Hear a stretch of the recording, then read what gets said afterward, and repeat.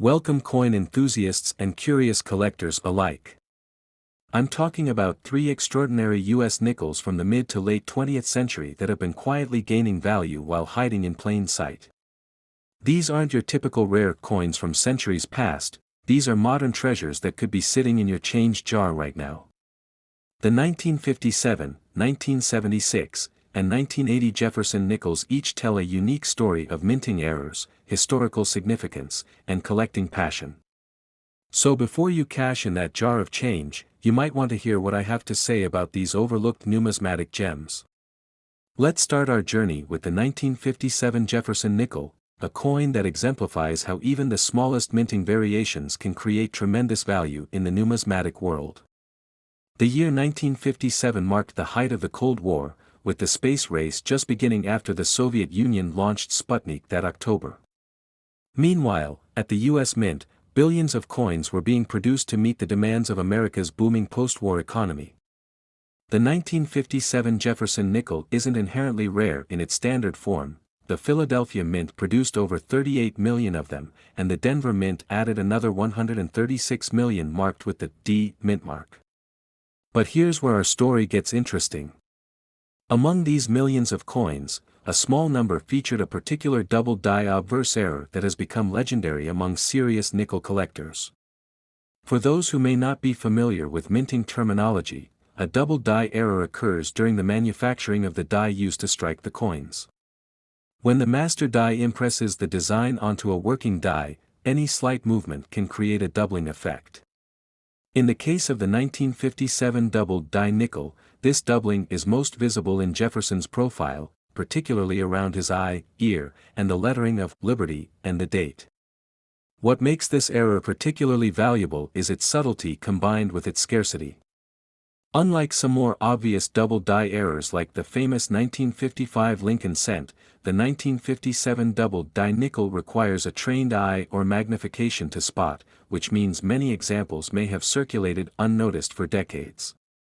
The doubling appears as a slight shadow or offset in the affected areas, giving Jefferson almost an ethereal, ghostly appearance when examined closely. Current market values for the 1957 double die nickel vary dramatically based on condition. A circulated example showing clear doubling might fetch between $50 and $200, depending on where. But here's where it gets truly exciting: a mint state specimen, graded MS 65 or higher, can command $2,000 to $4,500 at auction. In 2018, a particularly pristine example graded MS 67 sold for an astonishing $8,800 at a heritage auction. That's nearly 176,000 times its face value. Now, here's something fascinating that many collectors don't realize: there are actually two distinct varieties of the 1957 double die nickel. The Type 1 shows moderate doubling primarily on Liberty and the date, while the rarer Type 2 exhibits more pronounced doubling across Jefferson's profile. If you're examining your 1957 nickels, you'll want a good 10x loop and strong lighting. Focus particularly on the word Liberty. If you see clear separation in the serifs of these letters, you might have a valuable specimen on your hands. The story of how these error coins were discovered adds another layer of intrigue to their legacy. Unlike some famous errors that were identified almost immediately after entering circulation, the 1957 double die nickel remained relatively unknown until the late 1970s, when advanced numismatic photography techniques made the doubling more apparent in published research. This means these valuable coins circulated for nearly 2 decades before collectors actively began searching for them. I've always found it remarkable how historical context shapes a coin's journey. The 1957 nickel was minted during a time when coin collecting was just beginning to gain mainstream popularity in America. The Blue Book Guide for Coin Collectors had become a standard reference, and the first coin conventions were drawing crowds of enthusiasts nationwide. Yet amidst this growing interest, the double die variety remained hidden in plain sight. Let me share an interesting collecting strategy for those of you hunting the 1957 double die nickel. Since the error wasn't widely known during circulation, your best bet for finding one isn't necessarily searching through dealer stock where they've been picked over. Instead, consider acquiring original bank-wrapped rolls of 1957 nickels. While these will cost more than face value due to their age and silver content, they represent virgin territory, where these errors might still be hiding undiscovered. Speaking of condition, let's discuss what makes a truly premium specimen of this variety. Beyond the clarity of the doubling, you'll want to examine Monticello on the reverse.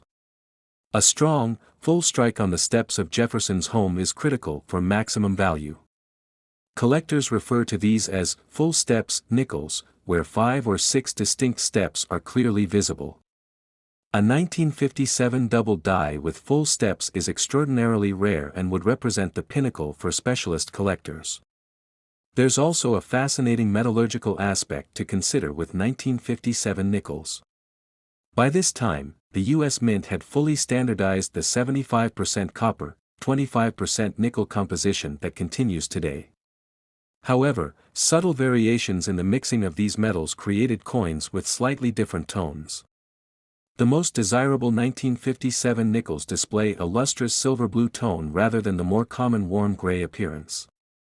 This distinction may seem minor, but to advanced collectors, it can make a $1,000 difference in valuation. One of the most compelling questions surrounding the 1957 double die nickel is just how many exist. The U.S. Mint never officially acknowledged the error, so no production records exist for this specific variety. Numismatic researchers estimate that perhaps 10,000 to 20,000 were produced, a tiny fraction of the original mintage. Of these, many were damaged or lost in circulation, and experts believe fewer than 3,000 surviving examples exist across all conditions. Among these, perhaps only 500 to 700 remain in uncirculated condition. I'm reminded of a remarkable story from 2015, when an elderly gentleman in Missouri brought a collection to a local coin shop for appraisal. He had systematically saved nickels from his change throughout the 1950s and 60s, organizing them by year in old cigar boxes. Among his 1957 coins were 3 double die specimens in almost uncirculated condition. The gentleman had no idea of their significance, he had simply been drawn to their slightly different appearance decades earlier. Those 3 coins alone sold for enough to help fund his retirement. For those wondering about authentication, this is definitely a variety where professional certification is valuable. The major grading services, PCGS, NGC, and ANAX, all recognize the 1957 double die nickel and will encapsulate authentic examples with the appropriate attribution. Given the subtlety of the doubling and the prevalence of wishful thinking among collectors, third-party verification provides important peace of mind for both buyers and sellers. One final aspect of the 1957 double die nickel that I find particularly fascinating is how it represents a tangible connection to the minting processes of the mid-20th century. In today's computer-aided manufacturing environment, such errors are increasingly rare. The 1957 double die represents a time when coin production relied more heavily on human craftsmanship and mechanical precision, with all the beautiful imperfections that entailed. So next time you're sorting through a jar of loose change or thumbing through an old collection, take a moment to examine those 1957 nickels. Look closely at Jefferson's profile, at the word Liberty, and at the date. That slight ghosting or shadow effect could be the telltale sign that you're holding a numismatic treasure worth thousands of times its face value. It's these hidden gems, these overlooked errors, that make coin collecting such an endlessly fascinating pursuit. Now let's move on to our second featured coin, the 1976 Jefferson Nickel, a coin that perfectly embodies how historical significance and minting anomalies can combine to create something truly special in the numismatic world. 1976 was, of course, America's bicentennial year. The nation celebrated its 200th birthday with parades, fireworks, and special commemorative coins. While most collectors are familiar with the bicentennial quarter, half dollar, and dollar with their distinctive dual-dated 1776 to 1976 design, the humble Jefferson nickel continued with its standard design, or at least, it was supposed to. What many people don't realize is that 1976 was a year of significant transition at the U.S. Mint. New equipment was being installed, older staff were retiring, and the massive demands of bicentennial coinage stretched resources thin. Amid this perfect storm of circumstances, some extraordinary minting errors occurred with the 1976 nickel that have since become legendary among serious collectors. The most notable of these errors is what numismatists called the 1976 no-P Jefferson nickel. For context, since 1968, nickels produced at the Philadelphia Mint had included a small P mint mark below the date. But in 1976, a small number of nickels left the Philadelphia facility without this crucial identifier. Current estimates suggest that perhaps 200,000 to 300,000 of these no-P nickels entered circulation, a tiny fraction of the nearly 400 million nickels produced in Philadelphia that year. How did this happen? The most widely accepted explanation involves the die preparation process. When creating the working dies, the P mint mark was supposed to be punched into each die before it was used to strike coins.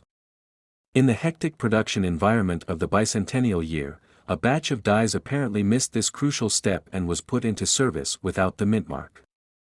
By the time the error was discovered, thousands of these incorrect nickels had already left the mint.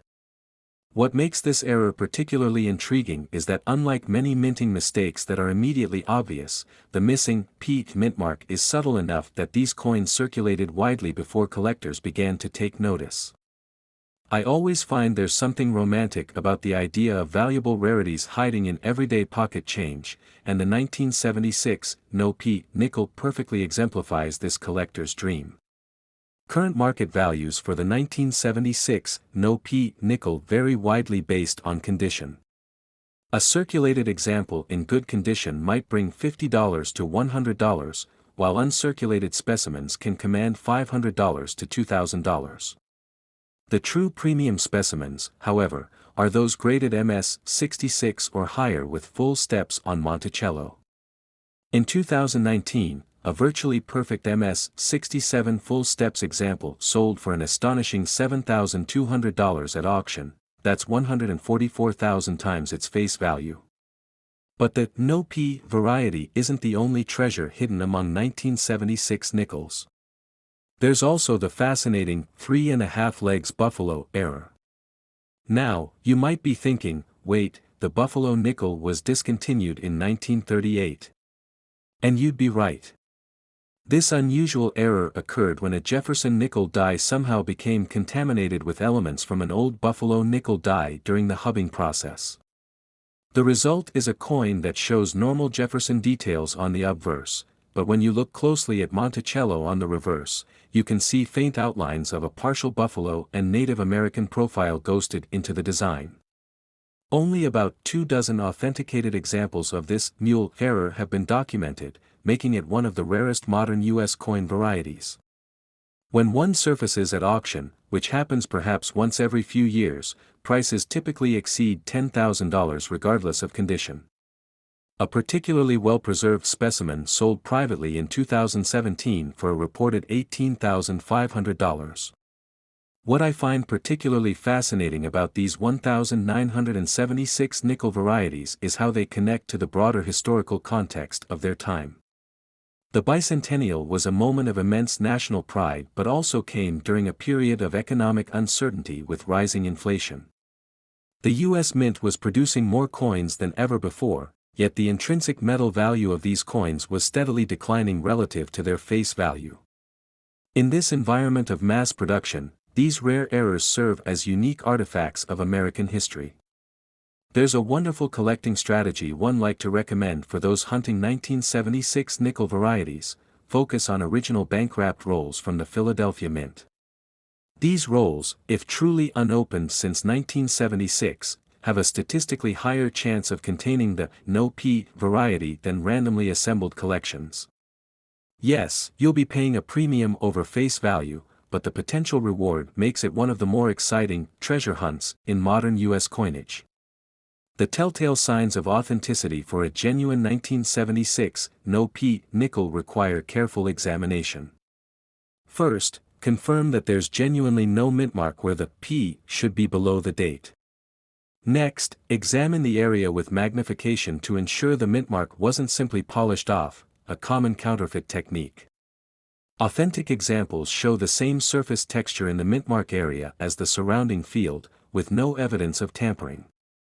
I'm often asked about the likelihood of finding these valuable 1976 varieties in circulation today. The honest answer is that it's increasingly unlikely, but not impossible. Most have been extracted from circulation by knowledgeable collectors over the decades. However, I still hear occasional stories of lucky finds, particularly from areas where coin collecting isn't widely popular. Just last year, a viewer wrote to me about finding a 1976 nickel in excellent condition in a roll of nickels she received from her rural Oklahoma bank.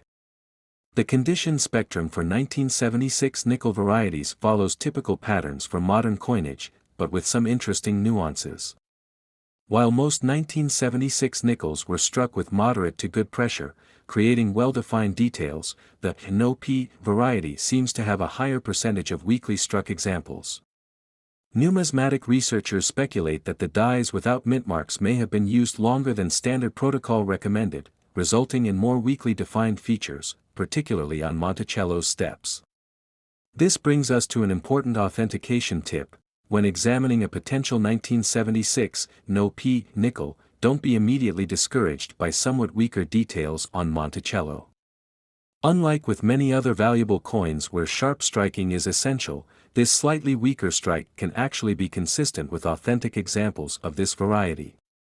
I should mention that there's considerable debate among specialists about exactly when the No-P error was corrected during the 1976 production run. Some evidence suggests the error was limited to coins produced in the first quarter of the year, while other researchers believe intermittent No-P strikes continued throughout 1976 as different die sets were rotated into production. This uncertainty adds another layer of intrigue for collectors trying to document the full story of these fascinating coins. One final aspect of the 1976 nickel that deserves mention is its composition. Like all Jefferson nickels since 1946, these coins contain 75% copper and 25% nickel.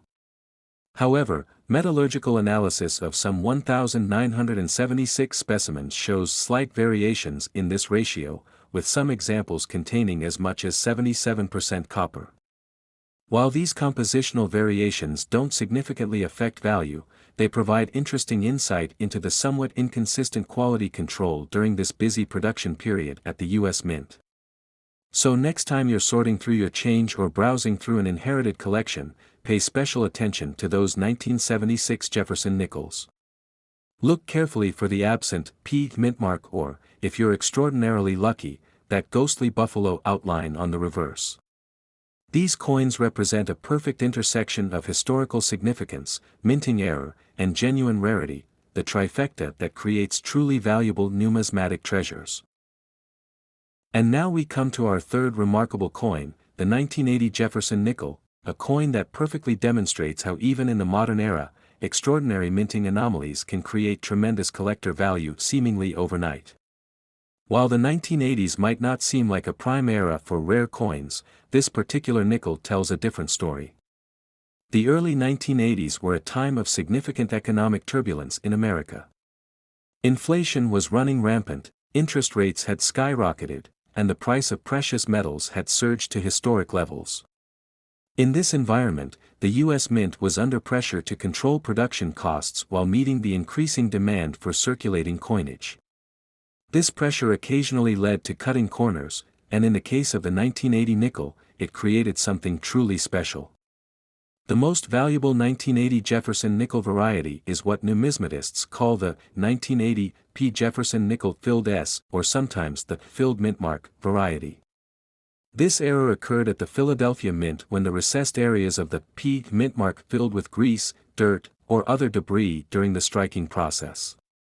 The result was a mint mark that appears partially or completely filled in, looking almost like a solid blob rather than the clearly defined P that should be present. What makes this error particularly interesting is that it occurred in various degrees. Some examples show just slight filling of the mint mark's loop, while others display a completely solid, blob-like appearance. Naturally, the examples with the most dramatic filling command the highest premiums, with the most extreme cases showing what appears to be just a raised bump where the P should be. Current market values for the 1980 P-filled mintmark nickel vary dramatically based on both the condition of the coin and the extent of the filling error. Circulated examples with moderate filling might bring $30 to $75, while uncirculated specimens with dramatic, complete filling can command $300 to $800. The true premium specimens, however, are those graded MS 65 or higher with full steps on Monticello and complete mintmark filling. In 2020, one such example graded MS 67 with full steps sold for an impressive $3,600 at a major auction, that's 72,000 times its face value. But the filled mintmark isn't the only treasure hidden among 1980 nickels. There's also the fascinating 1980 P double die obverse variety. This error, unlike the filled mintmark which could occur on any coin during the striking process, was created when the die itself was improperly manufactured. During the hubbing process, where the master design is impressed into the working die, a slight misalignment created doubling visible primarily in Jefferson's profile and the word Liberty. The 1980 P double die isn't as dramatic as some famous double dies like the 1955 Lincoln Cent, but it shows clear doubling when examined under magnification. The doubling is most evident in the letters of Liberty and in Jefferson's eye, ear, and the back of his head. Approximately 100,000 to 200,000 of these double die nickels are estimated to have been produced before the error was detected and corrected. One aspect that makes the 1980 nickel varieties particularly fascinating is their discovery story. Unlike some famous errors that were identified almost immediately, the 1980 P-filled mintmark variety wasn't widely recognized until the late 1990s, nearly 2 decades after the coins were struck. This late discovery means many examples likely passed through circulation unnoticed, and some undoubtedly were lost to the ages as their condition deteriorated. The story goes that the variety was first documented by a Pennsylvania collector named Richard Sears who, while examining his collection of Jefferson nickels in 1998, noticed the unusual filled appearance of the mintmark on several of his 1980 P specimens. He published his findings in Errorscope, the Journal of the Combined Organizations of Numismatic Error Collectors of America, CONECA, bringing this previously overlooked variety to wider attention. I'm often asked about the likelihood of finding these valuable 1980 varieties in circulation today. The honest assessment is that while it's certainly more challenging than it was 20 years ago, these coins haven't been as thoroughly hunted as some other famous varieties. Banks and coin counting machines have extracted many from circulation, but dedicated searchers still report occasional finds, particularly in areas where coin collecting isn't widely practiced. For those hoping to find these treasures, I recommend a targeted approach. First, focus on original bank-wrapped rolls of 1980 nickels, particularly those from regions close to Philadelphia where these coins would have been distributed first. Second, use good lighting and at least a 10x loupe when examining potential specimens. The filled mintmark can sometimes be subtle and easily missed with the naked eye. The condition spectrum for 1980 nickel varieties follows typical patterns for modern coinage. Since these coins were struck for general circulation, the vast majority show at least some wear. Finding examples in MS 63 or better condition is challenging but not impossible. The true condition rarity, as with most Jefferson nickels, comes with the full steps designation, where all 6 steps on Monticello are clearly visible without interruption. There's a particularly interesting technical aspect to the 1980 nickel that deserves mention: its composition.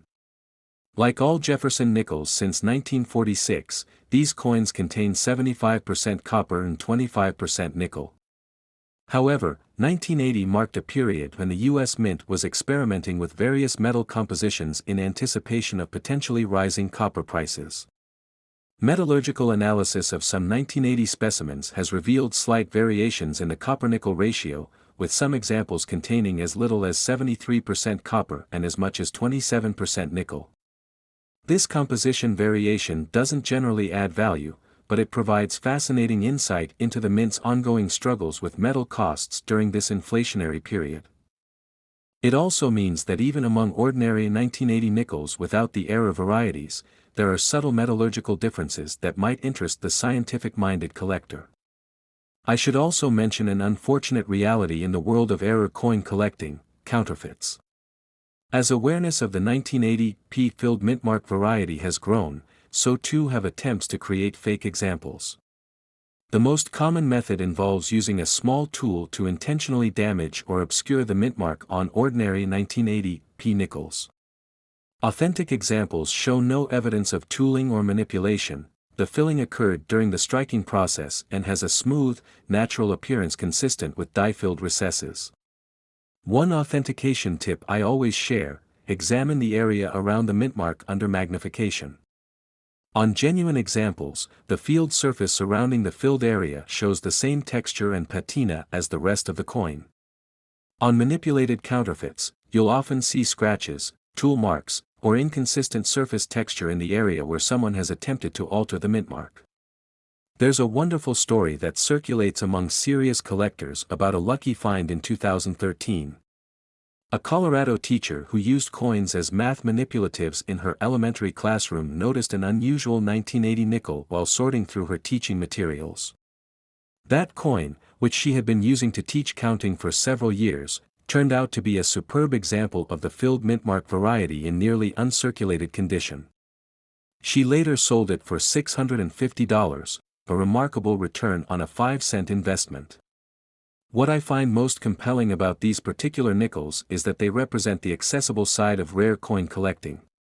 Unlike ancient coins or classic gold pieces that might be financially out of reach for many collectors, these Jefferson nickels could literally be hiding in your pocket change or coin jar right now. They remind us that numismatics isn't just about purchasing power, it's about knowledge, attention to detail, and the thrill of discovery. So I encourage you to examine your coins with fresh eyes. That ordinary nickel might not be so ordinary after all. And even if you don't strike numismatic gold on your first search, the journey of learning about these fascinating pieces of American history is rewarding in itself. Until next time, happy hunting and keep checking that change.